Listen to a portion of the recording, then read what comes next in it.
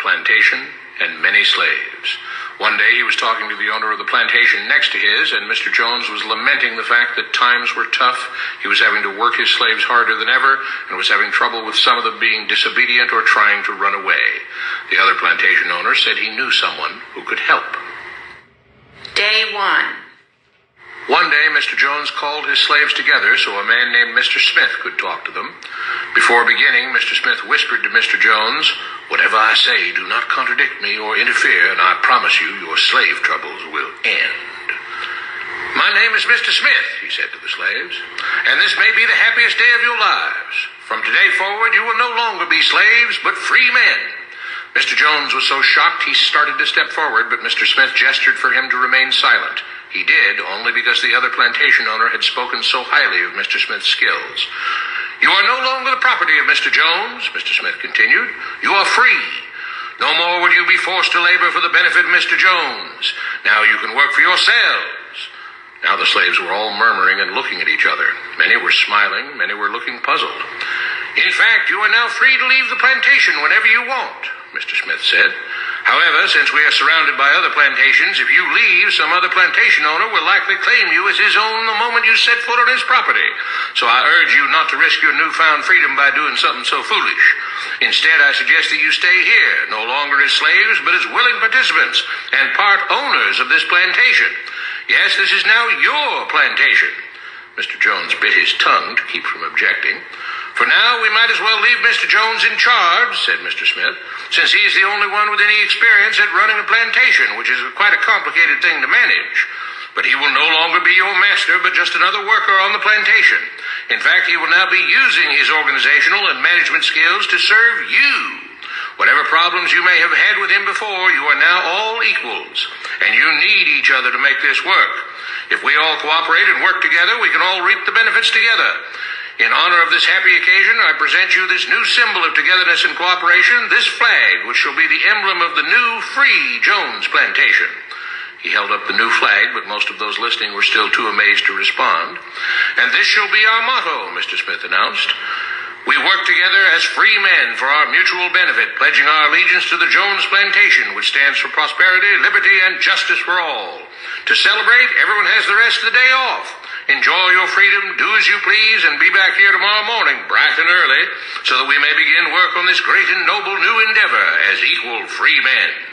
Finally convinced that Mr. Smith was serious, the former slaves applauded and cheered. Day 2.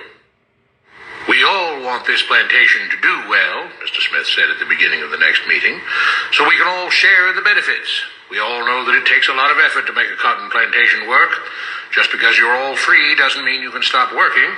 In fact, since you're now working for yourselves, I expect you to work even harder than ever before, but now with pride and joy, knowing that you're working for yourselves. Of course, there still have to be rules. If everyone just does whatever he wants, the plantation won't produce anything. This experiment will fail and we'll all starve. You should be thankful that Mr. Jones has agreed to stay on to lend his knowledge and skills to this endeavor, and I trust you will all do your own part to make this work. Several of you have been chosen to act as project supervisors to manage different aspects of the operation, to make sure everyone is doing his assigned job, to make sure that the rules are followed, and so on. The rest of you may head out to the fields to start your first day of work as free men." Day 3. The next morning, Mr. Smith had a grim expression on his face as the daily meeting began. "I have an unpleasant duty to do today," he said. "Yesterday, Charles was caught keeping some of the cotton he picked, presumably to sell for his own personal profit. That is against the rules. That is stealing. For that, Charles must be punished." Two men tied Charles to the whipping post. "I take no joy in this," Mr. Smith continued, "but you must understand, if we do not maintain order, if we do not have rules that we all abide by, then the plantation will fail, and we will all suffer." The whip cracked against Charles' back. "But if we all pitch in for the common good, then we can all prosper. Being free doesn't mean you should be selfish and greedy. We must each do our assigned duties and obey the rules, and then we can all benefit, and each of you will receive your appropriate share of the profits." A young man named Samuel stepped forward. "But if you and Mr. Jones decide the rules and whip us if we disobey, how is that any different from what we had before?" "How can you say that?" Mr. Smith asked. "I'm shocked. You were a slave before, and now you're free. Things still need to be managed and organized by those best qualified to do so. Do you know how to run a plantation, Samuel? Well, no, he answered. But if we're free, why do we get no say in what the rules are and how things work? I'm surprised at your ingratitude, Mr. Smith answered. None of you know how a plantation is run, so you're in no position to be making decisions about how things are done here. You don't seem to appreciate all the things that Mr. Jones provides for you, from protecting you from all the outside threats that you know nothing about, those who would come here, capture and enslave you, if not for Mr. Jones' protection, to making sure that you all have food and housing, tools to work with, that you're cared for when sick and injured, and so on. There wouldn't be a plantation at all, no cotton to pick, no land to plant and harvest, if not for him. You should be grateful that he's made possible the level of comfort you now have. Your lives would be far worse if not for him. Nevertheless, as free and equal participants in this endeavor, from now on at each meeting, any worker may have 2 minutes to ask questions or voice suggestions or complaints. With that, the workers all seemed satisfied and headed out again to the fields to pick the cotton. Day 4. I have a big announcement, Mr. Smith said as the daily meeting began. Mr. Jones' cousin is here, and not just to visit and see how our project is coming along. It has been decided that from now on, you will be deciding who will manage the plantation. Of course, this job can't be done by just anyone, but every 3 months we will have a special meeting at which all the workers will vote on whether we think Mr. Jones should run the plantation or whether we think his cousin, Mr. Johnson, should run the plantation. That means that ultimately you are in charge because you will be deciding which man you want running things on your behalf.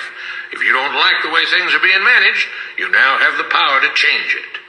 Amazed and pleased, the workers headed out again to the fields to pick the cotton. Days passed, months passed, a year passed, and the plantation continued to operate as before.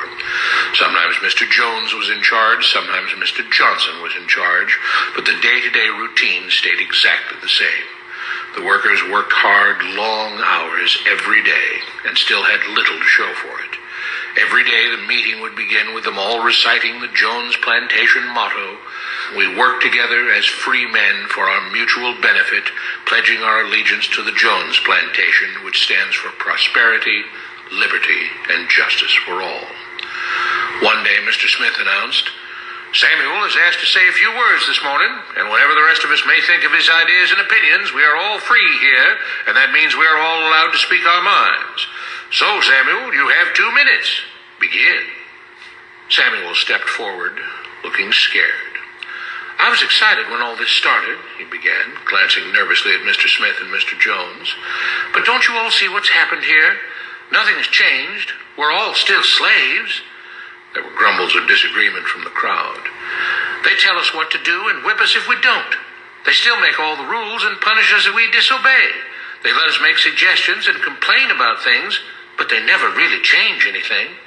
They let us choose between Mr. Jones and Mr. Johnson, but what's the difference? The situation stays the same. We do all of the work and they take as much as they want and decide how much they'll let us keep. They live in luxury, made rich by the cotton we pick. We do all the work and have to build our own huts, grow our own food, and take care of ourselves. They leave us just enough that we don't revolt or run away. This is not freedom. We're all still slaves. They've only changed the words they use, but nothing else has changed. They say we're all free and equal, but we're not. They command and we obey. That's not freedom. That's not equality. They say we're free to leave, but all that means is that we're free to be someone else's slave. Why should we work or obey the rules? We didn't agree to this. They made the system. They forced it on us. They control and rob us and call it freedom. They've deceived you into thinking that being able to choose which slave master you'll work for is the same as being free. It's not. Open your eyes. If you keep what you produce, they call it stealing. When they take what you produce, they call it sharing and fair distribution.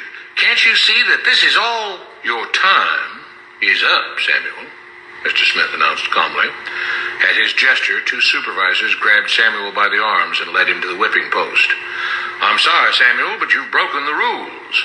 There are rules against encouraging others not to work and encouraging others to break the rules. You're only hurting all of us with your discontentment and your complaining and your disobedience." The whip fell and Samuel let out a grunt. "Without rules, without order, all would be lost. Without law, there would be chaos. We can't just behave as wild animals, each doing whatever he pleases. We must all follow the plan and all do our duty for the betterment of everyone, and those who do not must be punished. The whip fell again, and blood flowed freely from Samuel's back. Samuel, it is you who are stealing from the others. When you don't do your assigned work, you are making more work for others. When you disobey the rules, it is you who are endangering the future of everyone else here. You are the thief. You are the criminal. You are the one trying to destroy the arrangement that keeps us all safe and prosperous. At every lash of the whip, the other workers cheered louder and louder, some yelling curses at Samuel. Being spoiled and selfish, you complain about everything, talking as if you're oppressed. But you are the one ruining things. You are the one keeping us from being all we could be. It is your greed and your rebelliousness that is hurting all of us. They all play by the rules, Mr. Smith said, gesturing at the others. What makes you think that you don't have to? You think you're above the law? There were loud yells of agreement as the whip fell again. We must maintain order, Mr. Smith proclaimed, to make this plantation great, to make it so that we can all be happy and prosperous. To have the society we want, there have to be rules. We all have to contribute our fair share to this great endeavor, and we cannot tolerate actions and attitudes that seek to undermine the amazing things that together as free men we have achieved and will continue to achieve. Mr. Jones was smiling as he gave Mr. Smith a pat on the back.